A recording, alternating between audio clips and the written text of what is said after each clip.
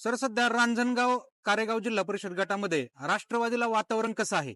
100% राष्ट्रवादीलाच वातावरण आहे रांजणगाव जिल्हा परिषद गटामध्ये.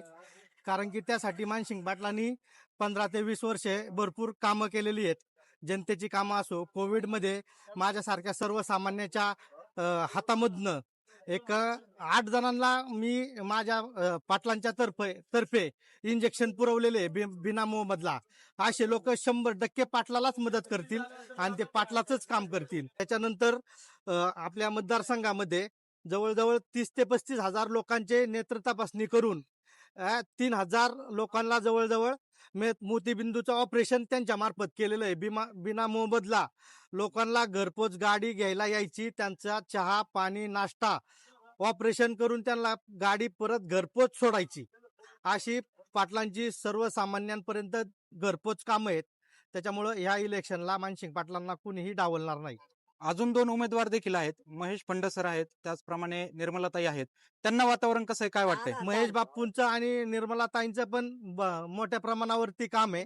महेश बाप्पूंनी औद्योगिक क्षेत्रात, निर्मलाताईंनी सुद्धा पंचक्रोशीत भरपूर कामं केलेली आहे. ते सुद्धा राष्ट्रवादीला मानणारी लोक आहेत. त्यांच्या मार्फत आणि पाटलांच्या मार्फत मतदारसंघात भरपूर कामं झालेली आहे. त्याच्यामुळं आपल्या जिल्हा परिषद गटामध्ये 3ही सीटं राष्ट्रवादीचीच निवडून येतील, ही तुम्हाला मी 100% ग्वाही देतो. काय सांगाल, आज रांजणगाव जिल्हा परिषद गटातले 3 उमेदवार अर्ज भरण्यासाठी आलेत आणि मोठा जनसमुदाय त्यांच्या पाठीमागे. काय सांगाल या इलेक्शन बद्दल? आता येणाऱ्या 5 तारखेला जे जिल्हा परिषद पंचायत समितीसाठी मतदान आहे, त्यासाठी आज आम्ही आमचे बंधू महेश बापू फंड, आमच्या वहिनी ज्योती वहिनी पाचुणकर आणि निर्मलाताई नवले यांचा आज आम्ही फॉर्म भरलेला आहे. ह्या फॉर्म भरताना आम्ही कोणालाही असं फोर्स न करता सगळे आमच्या गावातले लोक उत्स्फूर्तपणे बाहेर पडलेले आहेत ह्या, आणि त्याच्यामुळं आज आमचा विजय हा निश्चित झालेला आहे. आणि आमचे आज हे जे मोठा जनसमुदाय पाहून पुढच्यांच्या पायाखालची वाळू ही 100% सरकलेली आहे, हे मी आज तुम्हाला सांगतो या माध्यमातून. काय सांगाल, ह्या गटात आता जाऊ विरुद्ध जाऊ अशी लढत आहे आणि एकाच घरातले 2 उमेदवार एकमेकांच्या विरोधात उभे राहिलेले आहेत, त्याबद्दल काय सांगाल? आता हे बघा, जाऊ विरुद्ध जाऊ आज या ठिकाणी उभी आहे, पण या ठिकाणी आज मानसिंग भाई यांना आम्हाला कोणत्याही प्रकारचं मतदान आतापर्यंत लोकशाहीत करता आलेलं नाही. त्यामुळे आमचं हे पहिलं मतदान मानसिंग भाई यांना असणार आहे. त्याच्यामुळे जाऊ विरुद्ध जाऊ हा काहीच ह्या मतदारसंघात संघर्ष नाहीये. त्यामुळे पूर्णपणे ह्या ज्योती वहिनीच ह्या निवडून येणार आहे. त्यांच्यावर कोणत्याही प्रकारचा भ्रष्टाचाराचा आरोप नाहीये. पुढच्यांना मुद्दा नाही आज की ज्योती वहिनींच्या विरोधात बोलण्यासाठी त्याच्यामुळं वेगळ्या क्लिप तयार करतील का? एक मुद्दा फक्त आमच्या मानसिंग भाई आणि ज्योती वहिनींच्या विरुद्ध भ्रष्टाचाराचा त्यांनी सांगावा. आम्ही या इलेक्शन मधून सरेंडर करतो.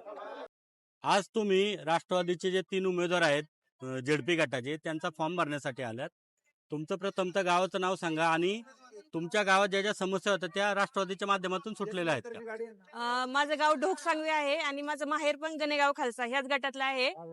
आतापर्यंत आमच्या प्रभागाचे नेतृत्व हे आमदार माननीय नामदार दिलीपराव वळसे पाटील यांनी केलं आणि त्यांच्या माध्यमातून आमचे मानसिंग भैया जे शिरूर आंबेगावचे अध्यक्ष आहेत, ते जास्तीत जास्त कामं त्यांनी आमच्याकडे आणली. आमच्याकडचे रस्ते, जे पाण्याची व्यवस्था होती, 24 तास पाण्याची व्यवस्था, चांगले शुद्धीकरण पाणी वगैरे, ते सगळ्या व्यवस्था जास्तीत जास्त कामं ही मानसिंग भैयांनी आणली. केवळ सार्वजनिक कामच ते त्यांनी केलेली नाही, तर आतापर्यंत अत्यंत लोकांचे जे कोरोनाचा काळ आला, अत्यंत कठीण परिस्थिती असताना प्रभागामध्ये जे रेमडेसिवीर वगैरे जी औषधं कमी पडली किंवा कोणाला आर्थिक मदत असेल, त्यासाठी निम्म्या रात्रीला धावून जाणारे देवदूत ठरले ते. आणि त्याचप्रमाणे कोणाचं गरिबांचे लग्न असे किंवा काही पण अचानकपणे जे प्रसंग उद्भवतात, म्हणजे अगदी पोलीस स्टेशनच्या साधे साधे प्रसंगातून सर्वसामान्य जनतेला जटिल प्रक्रियेतून जाऊ नये याच्यासाठी ते निम्म्या रात्री ज्यावेळेस त्यांना कोणाचा पण फोन येतो त्यावेळेस सर्वसामान्यांना काही त्रास होऊ नये त्यासाठी ते धावून जातात. प्रत्येकाच्या अडीअडचणीला रोजगार तर उपलब्ध त्यांनी प्रभागामध्ये भरपूर प्रमाणात करून दिलेला आहे. आमच्या गावात तर जवळजवळ निम्म्यापेक्षा जास्त गावात माथाडीत लोकांना चांगल्या प्रकारे रोजगार प्राप्त झालाय आणि त्यांचं ते काम पाहून आमच्या आता ज्योती वहिनी देखील आमच्या गावात ज्या महिला आहेत त्यांच्यासाठी रोजगार उपलब्ध करण्यासाठी गावात अस्मिता भवन चालू करणार आहेत आणि विविध कौशल्य देणार आहेत महिलांना आणि जास्तीत जास्त MIDC मध्ये रोजगार उपलब्ध करून देणार आहेत.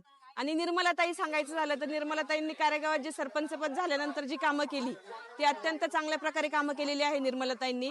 ती कामांचा आढावा घेऊन त्यांना दादांनी अजितदादा आणि नामदार दिलीपराव वळसे पाटील यांनी युवती अध्यक्षपद दिलं.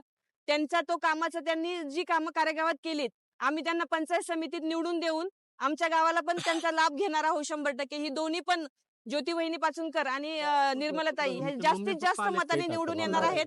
याच्यात काहीच शंकाच नाही. 100% जास्तीत जास्त ते मतदान नक्की ना? निवडून दोन्ही पण आणि महेश बापू फंड हे देखील जास्तीत जास्त मताने निवडून येणार आहेत.